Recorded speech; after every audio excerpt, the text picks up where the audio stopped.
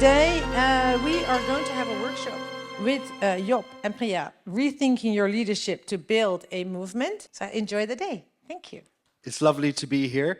Before I start, I want to invite you, if you look next to you, to the people that are on your table, and if there's one person you're sitting with who's from your same group, please move to another table and maybe mingle a bit. So mingle, mingle, mingle. We got 1 minute for it. Go for it. Today we're going to talk about movement building. And movement building is something that I could talk for 6 days on. We, as Lowlander Project, give courses on movement building for 4 or 5 months with 6 days. So we've condensed a few lessons in 2 hours. But who am I? Maybe good to know, I'm Job van der Assem. And I train mainly in the Netherlands on movement building strategies. So how can you build people power for the change you want to see, basically. And yesterday when we were talking in Marianne's session about what kind of actions that you do that were really, well, you know, that stirred up a bit of a debate in your country, I was thinking about this action that I did together with 20 local groups that we built in a number of months. And we did loads of actions around food and food security and veganism and those kind of things. And we spoofed a newspaper. Do you know what spoofing is?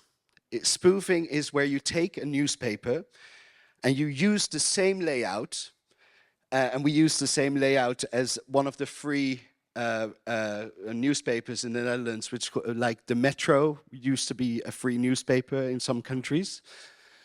And you design this newspaper totally the same way, but you put the news in that you want to share with the world. So we printed 100,000 newspapers, and we organized groups across the Netherlands to stand in train stations and handed out 100,000 of these newspapers. And it stirred up Twitter, it was on the national news because everybody was really excited because this newspaper went out of print. And everybody was like, it's back again. But then they found out a few hours later that it was not back again. And it was an action of Friends of the Earth, where I used to work as an organizer. So now I work for the Lowlander Project, and we do movement building strategies. Never doubt that a small group of thoughtful, committed citizens can change the world. Indeed, it's the only thing that ever has. That's where Marianne ended up with yesterday. And we think, and that's what organizing is, that movements can be strategized and can be organized. And personally, I take a lot of inspiration out of the Zora Mamdani campaign. Don't know if you've seen it, and how they organized themselves. And where people and relationship building was really at the center of their campaign. They had more than 100,000 volunteers that were knocking on doors, who were phoning millions of times to voters to get Zoram elected. And they had an online strategy not just to reach the public, but also to reach volunteers. And I think one of the things, or this movie, I think is a nice indication of that. I'm about to say something to you you've never heard a politician say. Please stop sending us money. Thanks to the close to 18,000 of you that have donated to our campaign, we've now raised the maximum amount of money we can spend in this race, $8 million. This means we have the money to be on TV, in your mailbox, on your phone. But there's one more place we need to be, your block. That's why I'm putting out the call to New Yorkers. Assemble! We want to create the single largest volunteer operation in New York City history, and we need your help. So join the more than 7,000 New Yorkers already knocking on doors and sign up to Canvas at zahranfornyc.com/events. This was at a moment where he had 7,000 volunteers in a city of, I believe it's 8 million people. And he grew to 100,000 volunteers who were actively working with his campaign. And this worked because they spent a lot of time thinking of the strategy of how do we engage people, how are we going to build that movement? Not because he got momentum as well, that's very important, but it was really well planned and organized. And that's what movement building, as I believe, is to really plan and strategize and think, how are we going to build the structures? How are we going to build the engaged people that are there? And I understood, that's why I was asked as well to give this workshop, that a lot of you have questions. How do we get people organized? How do we get people from their couch into the street, working for our campaigns, working for to get voters? And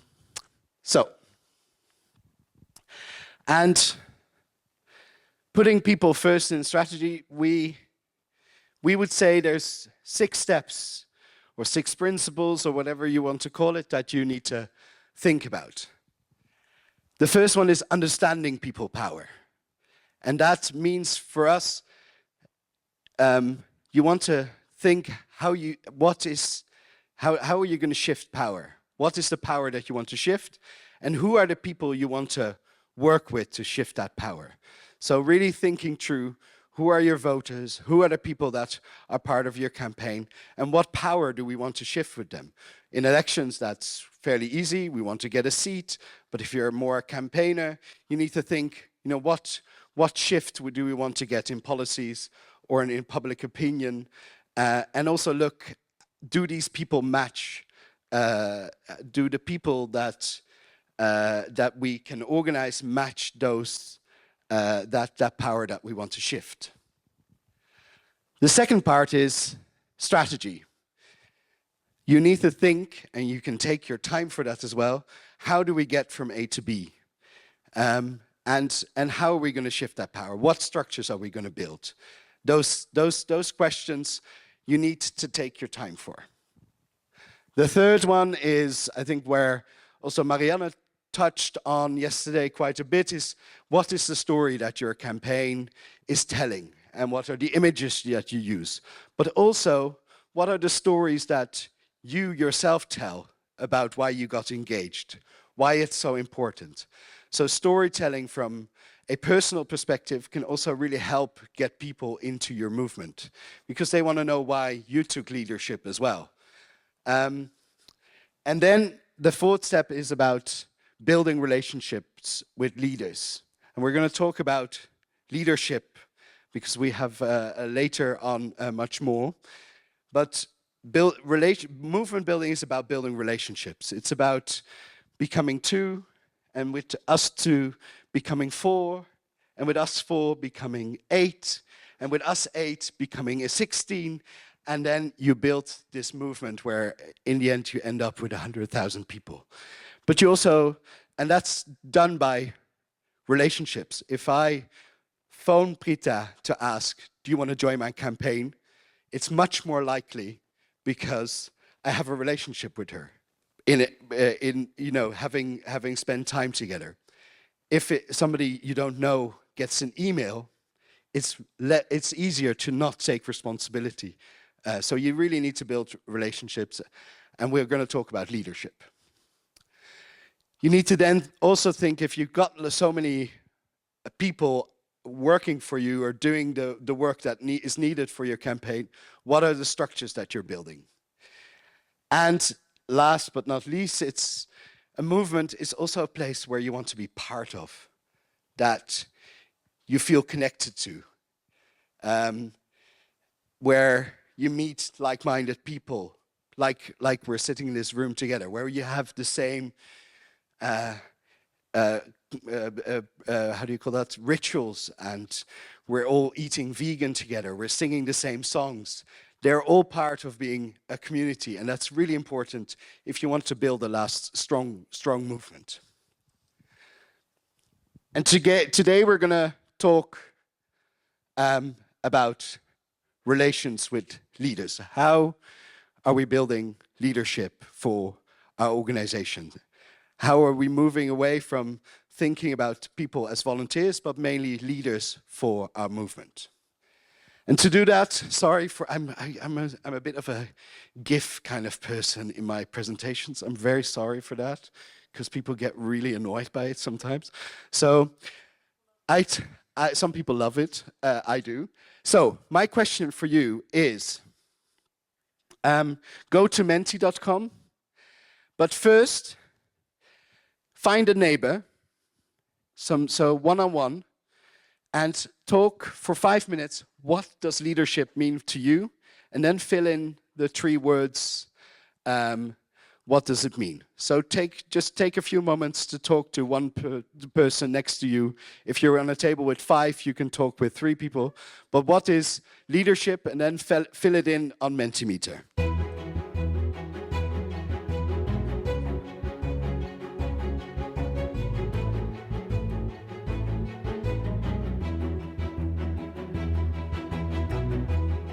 Being inspiring, having a vision,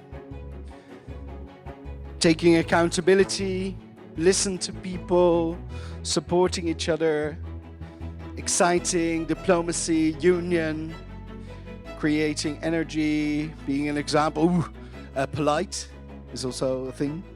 If you can influence this system. So if you want to just vote all together with your table, you can become the biggest on the screen.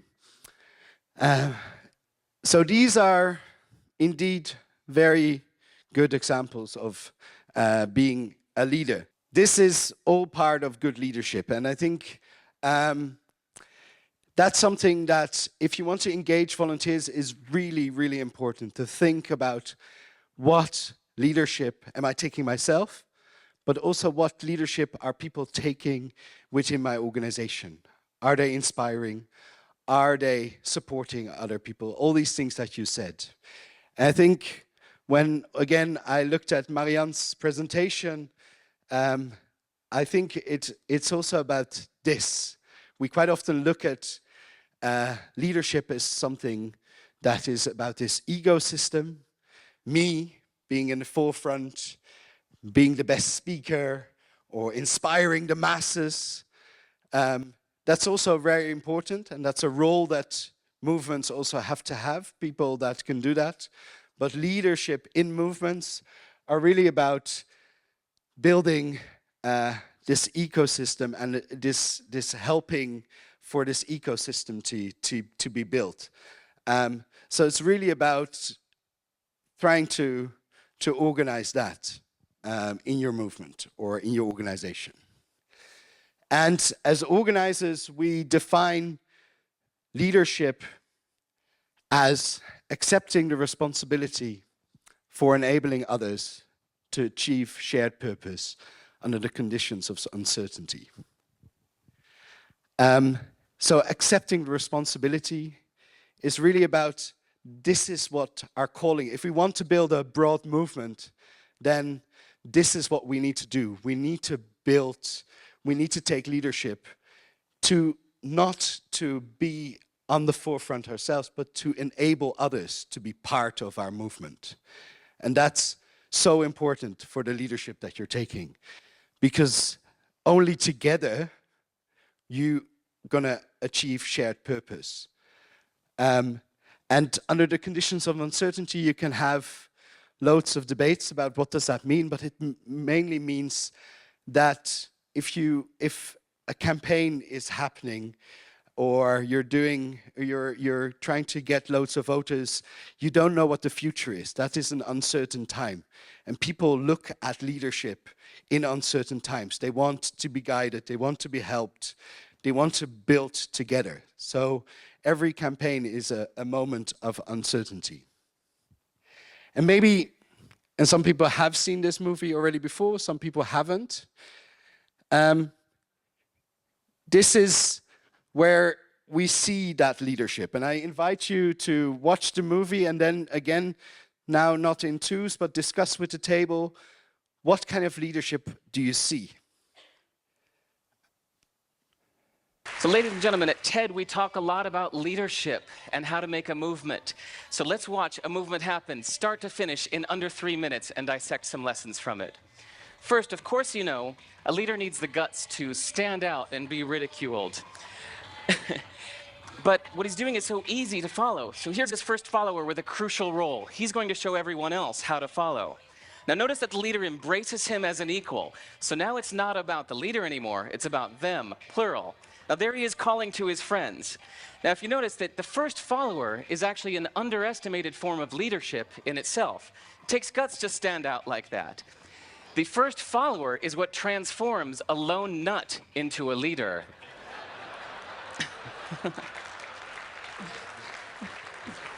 And here comes a second follower.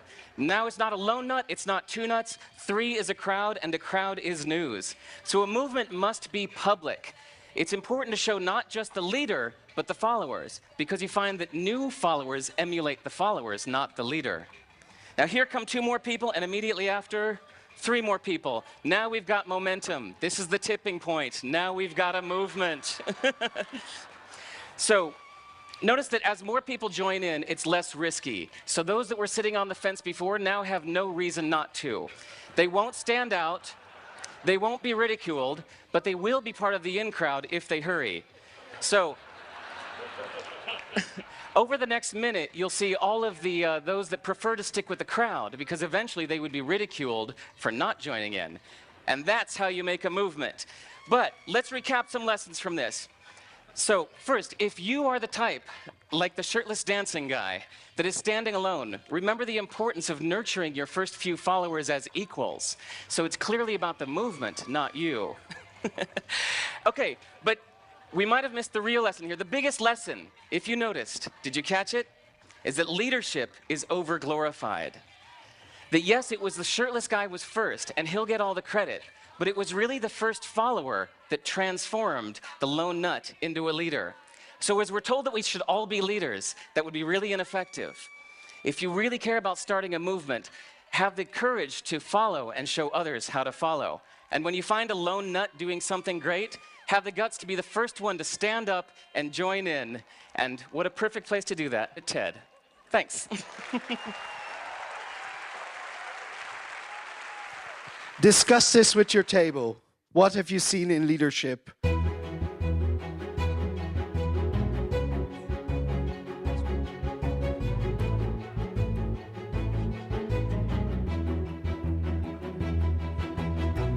It is mainly about accepting this responsibility that you are trying to enable others to achieve shared purpose, to achieve the goals that you want to have under the conditions of uncertainty.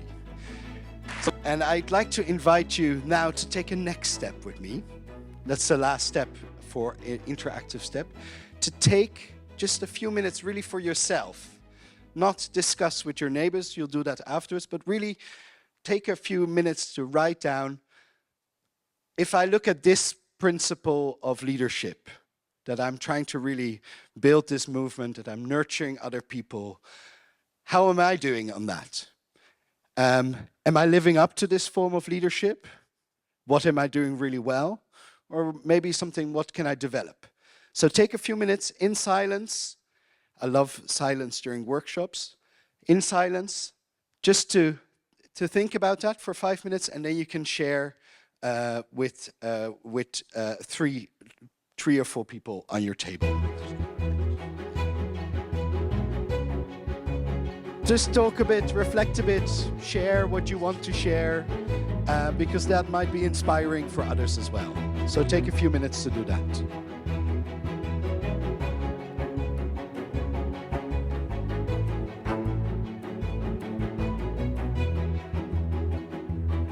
As organizers, as building your movement or movement builders, you need to really look at your own leadership, and you want to also develop that same kind of leadership in others. And one of the tools that we quite often use, you need to have a good strategy of building the group you want to build and building the leadership in that group.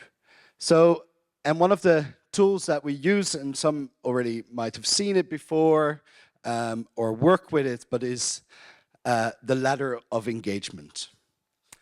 And the ladder is really meant as a thinking way of that most people don't come into your movement and straight away want to take leadership or be part of your movement and go on the barricades or whatever. You want to really develop that. And one of the examples I have personally is that I once joined a nature organization, and I sat in their general meeting, and I said a few things on that general meeting, and then the board member came afterwards and he said, "Job, well, we're looking for board members. Wouldn't you like to be part of the board?" So from being interested in a room, I straight away was projected to be a leader of that organization, which I didn't do. I never came again because they didn't build a relationship with me and they projected something big on me. That's one side, but also in building relationships, you get to know somebody. So if I would have said yes, then they would have had a terrible board member who would question everything and those things. So it's also about this two-sidedness. So you want to really build engagement with people and get people to take step by step. And of course, some people take one step and straight away go to the board. That's fine, but it's a more way of thinking so that you know what people can do on each step of the ladder. We quite often see that loads of organizations have lots to do for for people who are interested, a newsletter, social media, and they've got loads to do for leadership positions, but actually to do things, to be one-time active or to be more active, they don't have that much to do for organizations. So it's hard to take steps in organizations or movements. You want to know how people can take steps as well. So how do you get people from being interested to be a one-time volunteer, and then from a one-time volunteer become a more active volunteer, and from a more active volunteer. So you need to have a strategy about that. And you also want to offer people learning experiences so that they can do the work that's the enabling others to achieve shared purpose. So how can you train people to become a good leader? How can you train people to be a good volunteer for the things that are doing? Not just send them out, good luck with it, but have a training program. And the goal is not to get everybody to leadership, because it would be a really difficult board with thousands of people on your board or in leadership. Some people stay where they are, and they will always be kind of one-time active or more active, but you want to think about what do we have to offer on each step of the way. And each step of the way, you want to think of activities or responsibilities that are building power, and you can think of activities that build your movement structure. So things like activities that build power is, in campaigns, can be really good to go door knocking in neighborhoods where potentially loads of your voters are, to ask, do you want to come and vote for me? You want to maybe create an online army so that all your posts go viral, or you want to have a great base of people that want to take an action. Those are the things that build power. But you don't only have to do that. You can also get people who love to phone people to become active. Because if sending emails, I hope after today you will send less emails and find ways to build structures that your members get phoned. Because if you phone people, you'll have 100 or 150% more people coming up to actions. Because people want to be invited. They want to be in a relationship with you. And an email, you can't be accountable to an email. So, so there could be volunteers who love phoning members. There could be people who love organizing volunteers who go into neighborhoods, so taking a leadership there. Or you have volunteers who are fantastic in training people. Those are all these things that can help you build your movement structure. So just to give you, after coffee break, we're going to have a long talk on 5 tables together about the different steps of the engagement ladder, and you're going to fill it and come up with some recommendations that you can share with the group. But just so you know how this could look, an engagement ladder, meet Jasmine. She's a volunteer or a person who's really already very interested in veganism and animal welfare, and is following loads of accounts, and she once signed a petition for your organization. And through that, she became a member also of the newsletter. But on that petition, she also she put her phone number in, and she said, I can be phoned if you want to. And then one day, she gets a phone call from the phone team that says, oh, we're going to do an action in a few days. Do you want to come and join us? And she kind of goes, yeah, why not? I should do this. I think this is really important. I'm ready to take the next step. Because it was a lovely conversation she had with that person as well. And so she wasn't one of volunteers, she's at the action or at the meeting. And the person, an organizer on the meeting, comes to her and says, oh, you're so fantastic. You've been doing, it's great that you showed up for this action. Would you, and you're engaging with the public so nicely. We're still looking for people that want to join the phone team.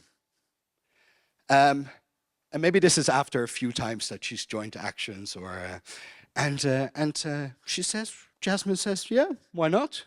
I love talking to people, so I'll join the phone team. And she gets in contact with the leader of the phone team. She gets invited, and she comes to an evening, and they phone 100 members on an evening.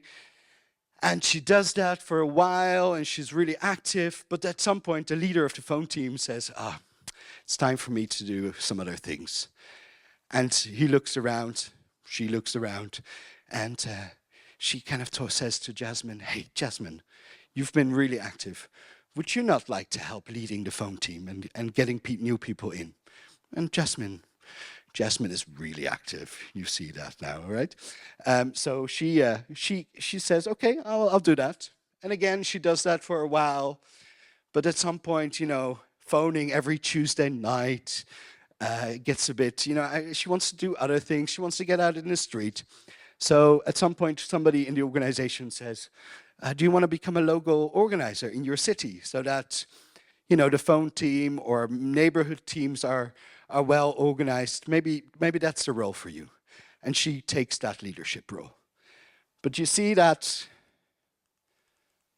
it goes step by step. And this doesn't always work like that. Some people miss a step again, but it helps because it builds relationships. And that's the most important thing. If you want to have members join your action, invite them, be personal, tell stories, and ask them to not take a big step, but a first step. Generally, more people show up. Again, this is my context from a Dutch context. Maybe this doesn't work everywhere, but we do see it. My name is Prita. I'm not Job's personal assistant, but I do give trainings with Job, workshops on organizing. In my daily life, or my paid job, is I work as an organizer for the Dutch Federal Union. There I build women networks. So it's my job as an organizer to find interested women and to, bring them together in a network. So I work with this on a daily basis. So I'm very good at it. But still I have well, I don't really have a complete stair, I would say, or a complete ladder. So I miss steps. And I think that's very common as well. I mean, I heard already some of you telling me that they went straight away to a leadership position, or that there's lots of things to do when you're interested, but to have active volunteers or potential leaders, it's more difficult. Or that you over-ask people way too fast, and then they leave the organization. That's also a difficulty that we see. It's one of the pitfalls I fall in myself as well. Doing way too much for a period, and then I'm like, oh no, I'm done with this. I can't do this anymore. And this is not what you want, of course, because you want a movement that builds and continues. So it is a good thing to not just have a look at this, but to really unwrap it. Like, what can we as a movement or as an organization, as a political party, offer at each step? So instead of just telling you that or showing you this ladder, the coming hour you're going to dive into it. So we made 5 tables. With each table has a separate question, which you're gonna work out. Let's see. So for the first table, that's here. And what we're gonna do is that you're gonna brainstorm for 20 minutes with the 6 or 7 people that you have on your table, and then fill out the flip over that you have on your table. The questions are all here, but they're also on your table.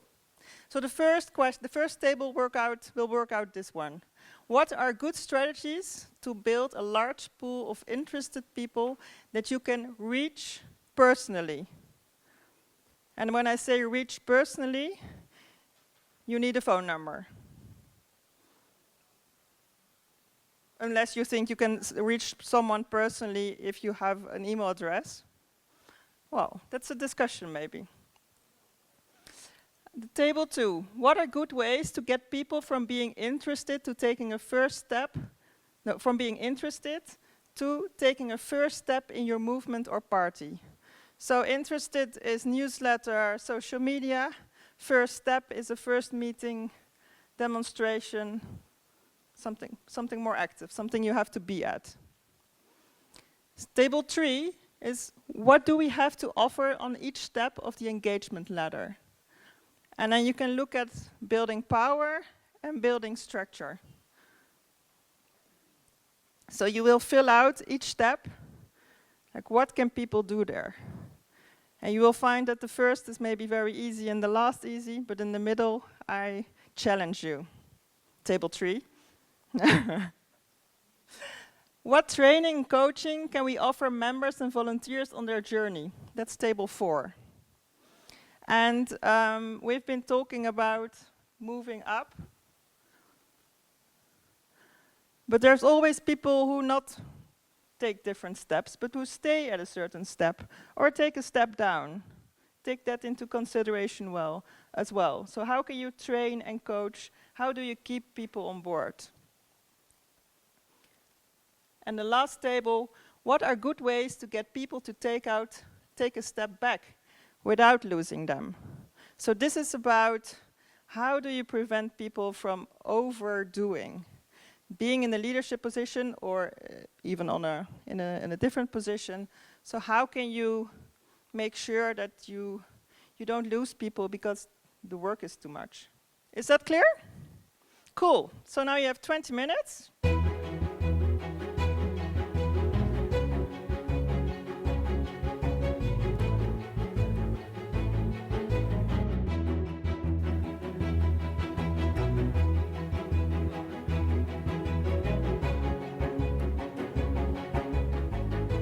On number 1 and 2, we have the social media and the website, and attending vegan events, so affairs and so on. But we had a bit of discussion would be on the first and what would be on the second. So we had it on the same place. And then on number 3, we have organizing conferences and network drinks with good food, vegan food. That's very important. And on 4, we have being on the street with expressing campaigns. How do you get people from just being interested in getting involved?